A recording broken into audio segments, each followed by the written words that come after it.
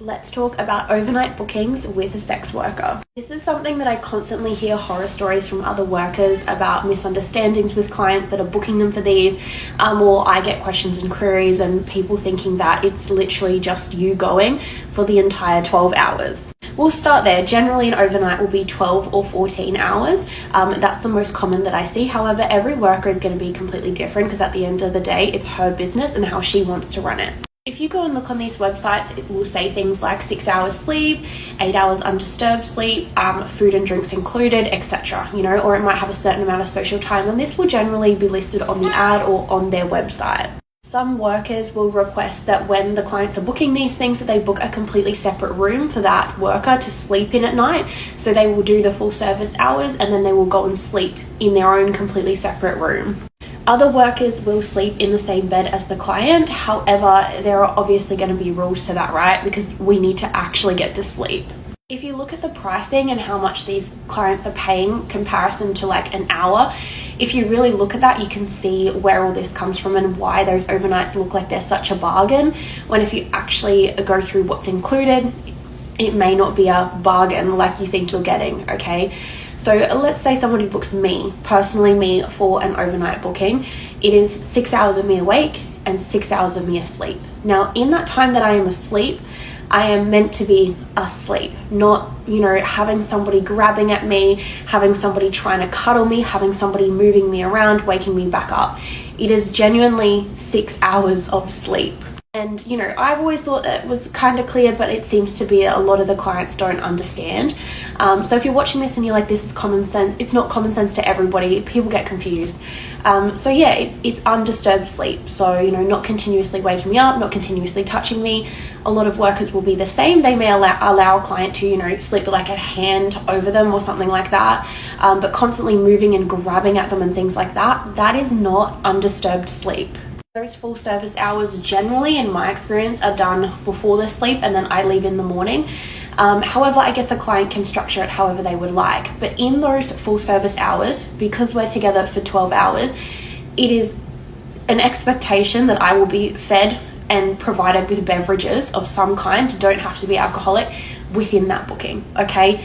I'm a human being. I am not a blow-up doll. I need to eat, and I have needs like bathroom breaks, water breaks, brushing my teeth. There are things that I need to do in that span of time that are accounted for in the pricing of that booking. Now, that eating doesn't necessarily, for me, have to be going out somewhere to eat, like a restaurant. Generally, every single overnight I've done does include us going out somewhere nice to get a meal before we return back to the room. So some private time, eating, and then some more private time, and then sleep, okay? Every client's going to be different. Some are more high profile, some are more secretive, some don't want to be caught in public. That's perfectly fine. But there needs to be a certain amount of time that is like, so that worker can keep up her energy levels and actually, nourish her body. I don't know who can do 6 hours straight of doing the deed unless they're on some kind of substances. So this is generally not going to be tolerated by literally any worker that I know in an overnight booking. On that note too, let's talk a little bit about why I don't offer overnight bookings at my in-call. Now, if you go on my ad, you'll see they're offered under out-call only. And this is for a few reasons, right? Firstly, this is my space, and having somebody sleep and spend the night in my space feels like an unusual boundary there, firstly. Secondly, if I'm in this room and I am sleeping next to a client and I genuinely fall asleep, how do I know and trust that they are not out here digging around, stealing things, that they are not on the hunt for personal documentation like my photo ID or maybe an academic transcript or something like that that they may find within my property. And if I'm asleep, I don't know what they're doing or what they're going through, and I don't think that I could ever relax enough to fall asleep with that concern on my mind. Every worker will be a little bit different in what they do and don't include. Not everyone runs their business exactly the same as I do. However, I believe the way I run it is in line with the majority of workers working at my price point. It may be different for other workers. If you go on and look at the pay, the rates for these things, clients genuinely think they're getting a bargain by booking an overnight, and they think they're going to get to go and do whatever they want and, you know, ram you for 12 hours straight. Or maybe they understand that it's 6 hours, but they think they're going to be able to cuddle you and keep waking you up for 6 hours straight, you know, moving you about and like enjoying cuddles and things for hours.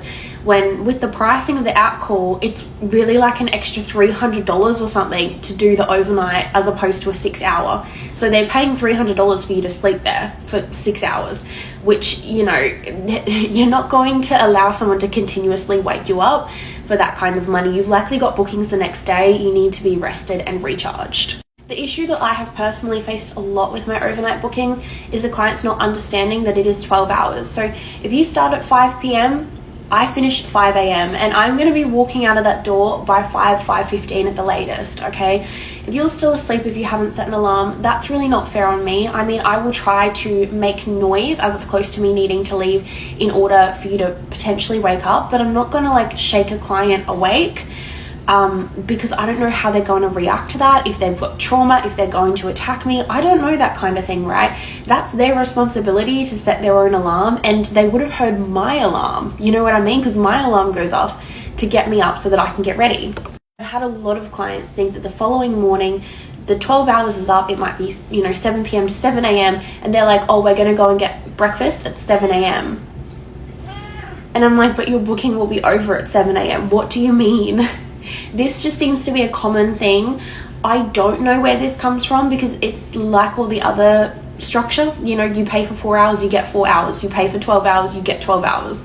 That's what you're getting. She's not going to stay an hour overtime to do breakfast if it wasn't in the booking, okay? So just be mindful of these things because it does come off the wrong way as a worker when people, you know, the following morning you're trying to go and they're like, oh, but I thought we were going to breakfast. And you're like, babe, like, I've been here for 12 hours. I do understand that that can come off the wrong way to some clients, you know, being that particular about timing, but at the end of the day, we are paid by the hour, and that one extra hour of my time that I'm giving that client is costing me $900, you know, so I think we've got to be mindful of that. Anyway, I hope that clears things up about my overnight bookings. Rupert is looking very cute. I'm going to end this video off by saying if you currently see a worker and you book her for overnights, or you do every now and then, please do not keep her awake all night by constantly moving her body around and grabbing at her while she is trying to sleep, okay? It is next level frustrating, especially when you have bookings the following day.